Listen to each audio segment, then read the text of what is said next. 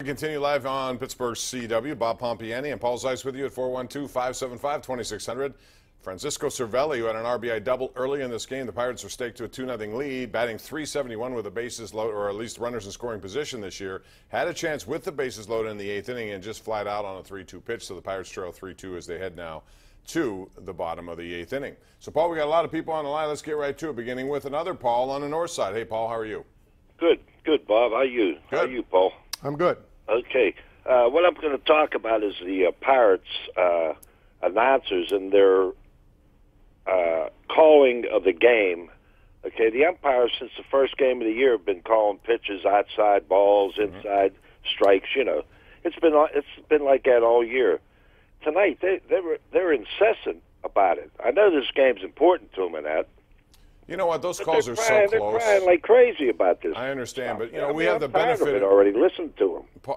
And I agree to some degree on this. Thank Paul. Paul, let me ask you.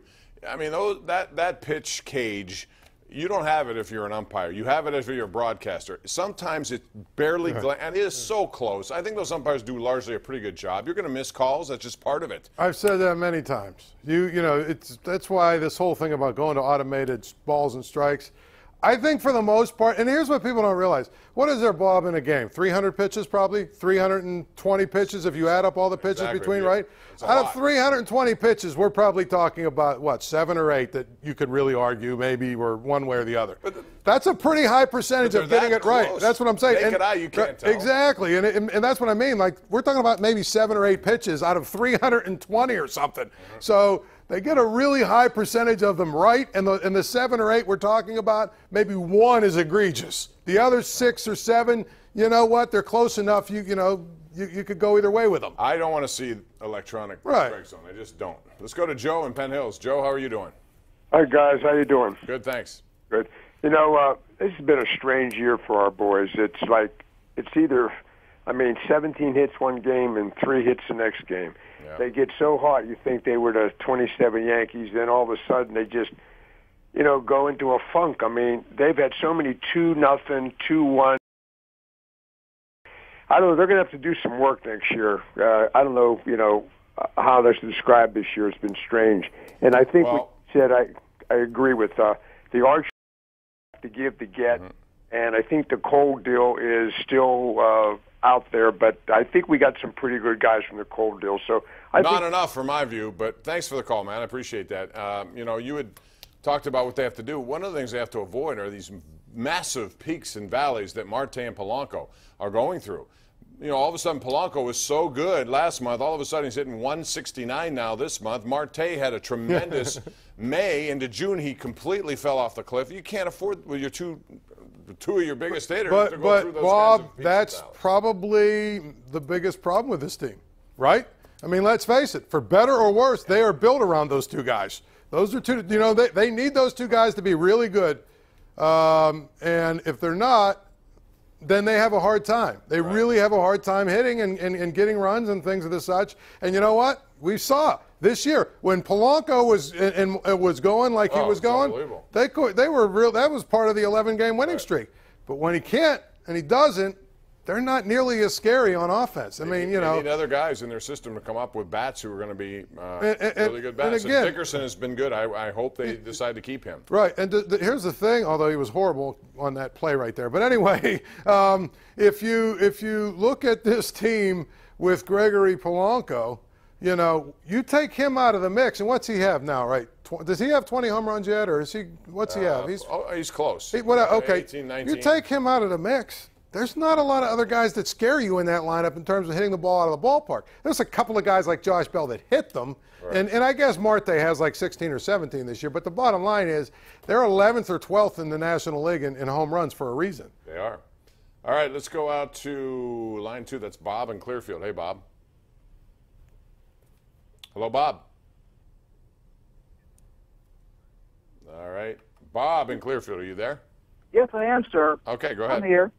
Yeah, so Shane Bazin is $4 million in signing bonus, and the player to be named later. It's an organization that's always driven by 2 forces: risk aversion and a pursuit of the lower-cost alternative. Only this year he said the fans had enough and stayed away in droves. What's the net result of it?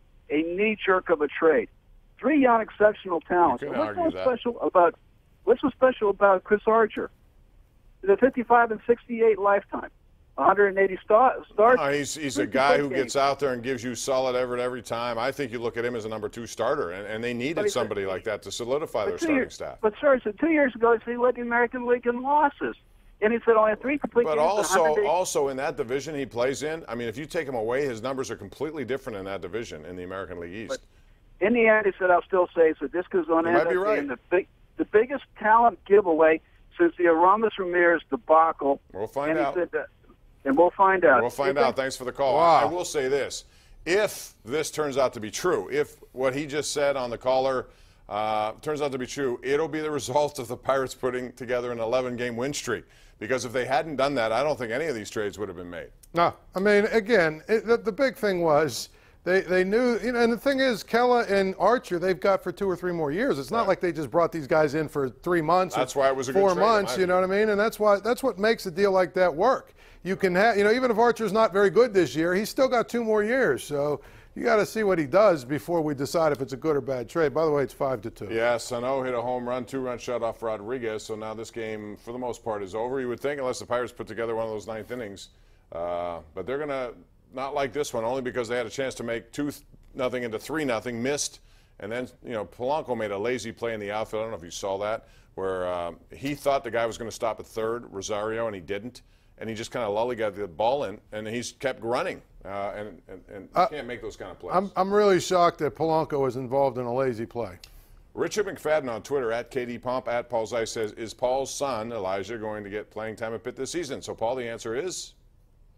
I mean, I would assume. You're not the coach. I would assume. I'm not the coach. spot. I would assume. But as of last Saturday, listening to Pat Narduzzi after the scrimmage, I mean, he's right now slated to start at one of the 2 spots on the outside. So even if he doesn't ultimately end up being the starter, I would assume that means he's going to get some playing time. Well, you should be proud of him. Not only is he a good player, he's a good student. He's just a good person. So you raised him well.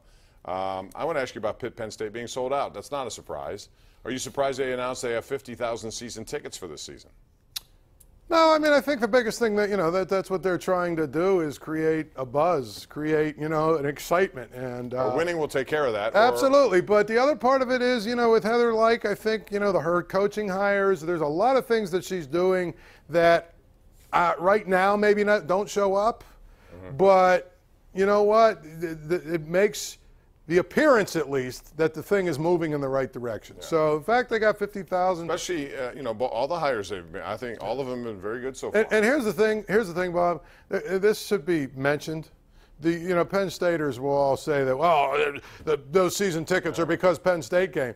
Just for the record, the top 6 attended years at Heinz Field did not involve Penn State at Heinz Field. Just for the record. In other words, the 2 years ago when Penn State came here, it wasn't one of the highest 6 attended years. I think this one will be, though. It could be because I think they're supposed to be good. Yeah. But just for the record. But go ahead. Let's go to JB in Squirrel Hill before we go to a break. Hey, JB, real quick, please. Oh, hey. How you guys doing? Good. All right, so 2 things. One, I looked at Pitt's football schedule. So is it no Florida State, no Clemson? Paul, can this team win 9 games this year? I think they can. Without those 2, I think that's a nice advantage going in. What about Pitt? Very, very, very tough non-conference schedule. They're going to have to go. I think to get 9 wins, they're probably going to have to go 3-1, and that means beating either Notre Dame or Penn State. Or both. Okay. You know what I mean? What about Jeff Capel? How many years until this guy has Pitt back in the tournament? In your estimation, what do you think? I think in a tournament, no. And I think they could. I don't think they're going to be anything much this year. And that's okay. I could see next year maybe being an NIT team that's a borderline NCAA team, and then in their year 3 being an NCAA team. He's learned from the best. He knows how to recruit. I wouldn't be surprised if you can get 2 guys who are really studs come in and play. You can change the dynamics of a basketball program much easier. You can, but it's hard to rise that far in the ACC. But Jeff Capel has, I think, what I'm saying is ability to do it. He does, but you've got to jump over a lot of programs in the ACC that are really good. Like if you look at programs like 9, 10, 11, and 12 in the ACC, they're good programs. Yep. I mean, that's the issue in terms of I think he can get to a 20-win season, maybe even not this year, but next year he could be a 20-win team. We got to go to a break. We're due for it when we come back. The result of our sizzling shot presented by Ruth's Chris Steakhouse. That's next right here on Pittsburgh CW.